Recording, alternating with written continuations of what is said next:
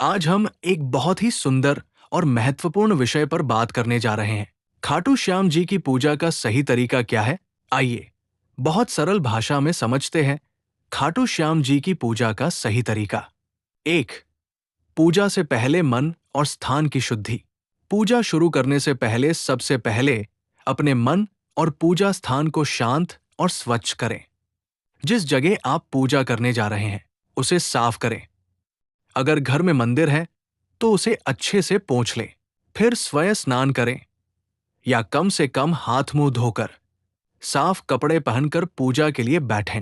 ये शुद्धि केवल शरीर की नहीं, मन की भी होनी चाहिए। पूजा से पहले कुछ क्षण शांत बैठें और मन से चिंता, क्रोध, ईर्ष्या और जल्दबाजी को हटाने की कोशिश करें। कहिए, बाबा, मैं आपके सामने सच्चे मन से आया हूं, मेरी पूजा स्वीकार कीजिए। 2. बाबा श्याम की तस्वीर या मूर्ति स्थापित करें। अगर घर में बाबा खाटू श्याम की तस्वीर या मूर्ति है, तो उसे साफ सुथरे स्थान पर रखें। संभव हो तो रोज हल्के साफ कपड़े से तस्वीर को पोंछें। फिर बाबा के सामने एक आसन बिछाकर श्रद्धा से बैठें। ध्यान रखिए, पूजा का स्थान ऐसा हो जहां कुछ मिनट शांति से बैठा जा सके, क्योंकि पूजा केवल हाथों से नहीं, मन से जुड़ने का समय है। 3. दीपक और अगरबत्ती जलाएं। पूजा की शुरुआत दीपक जलाकर करें। एक घी का दीपक या तेल का दीपक बाबा के सामने जलाया जा सकता है। साथ में अगरबत्ती या धूप भी जला सकते हैं।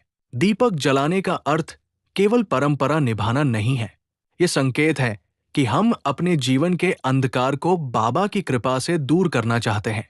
जब दीपक जलाएं, तो मन में भाव रखें, बाबा, जैसे ये दीपक अंधेरा दूर करता है, वैसे ही मेरे जीवन का दुख, डर और भ्रम दूर कर दीजिए। 4. फूल, माला और चंदन अर्पित करें। इसके बाद बाबा को फूल अर्पित करें। ताजे और सुगंधित फूल हो तो बहुत अच्छा। अगर माला हो तो प्रेम से पहनाएं। चंदन या तिलक भी लगा सकते हैं। फूल का अर्थ है प्रेम, कोमलता और समर्पण। जब आप बाबा को फूल चढ़ाते हैं, तो वास्तव में आप अपना मन उनके चरणों में रख रहे होते हैं। याद रखिए, अगर फूल न हो तो भी चिंता न करें। सच्चे मन की भक्ति सबसे बड़ा अर्पण है। 5. भोग अर्पित करें। बाबा श्याम को भोग बहुत श्रद्धा से लगाया जाता है। आप अपनी श्रद्धा के अनुसार मिश्री, बताशे, फल, मिठाई, चूरमा या घर का बना सात्विक प्रसाद अर्पित कर सकते हैं। भोग लगाते समय बस इतना कहें, बाबा, ये भोग मैं प्रेम से अर्पित कर रहा हूं, इसे स्वीकार कीजिए और मेरे जीवन में भी अपनी कृपा की मिठास भर दीजिए। ये जरूरी नहीं कि भोग बहुत बड़ा हो, थोड़ा भी हो, लेकिन शुद्ध और प्रेम से हो। 6. बाबा का नाम जपें। अब पूजा का सबसे महत्वपूर्ण हिस्सा आता है, नाम स्मरण।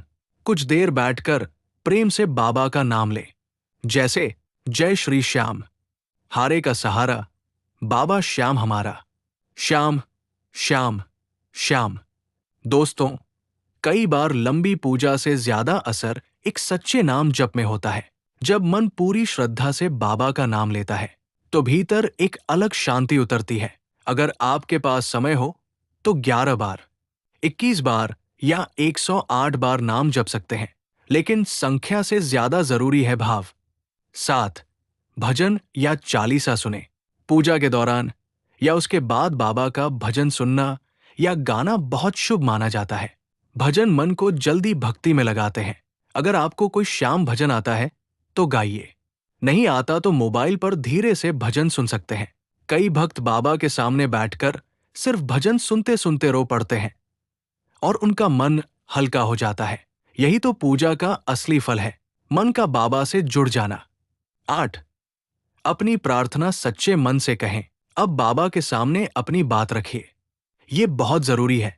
पूजा केवल मंत्र पढ़ने का नाम नहीं है, बल्कि अपने दिल की बात बाबा तक पहुंचाने का माध्यम है।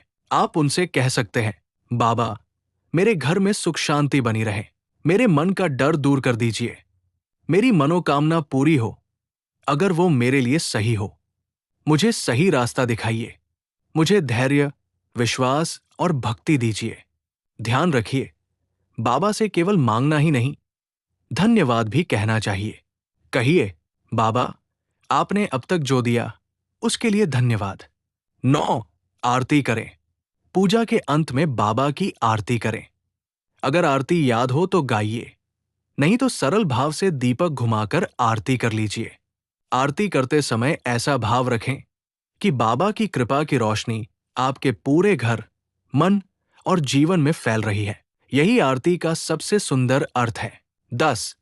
प्रसाद ग्रहण करें और बांटें। पूजा पूरी होने के बाद बाबा को लगाया गया भोग प्रसाद के रूप में ग्रहण करें। घर के अन्य सदस्यों को भी प्रेम से दें। प्रसाद केवल मिठाई नहीं होता,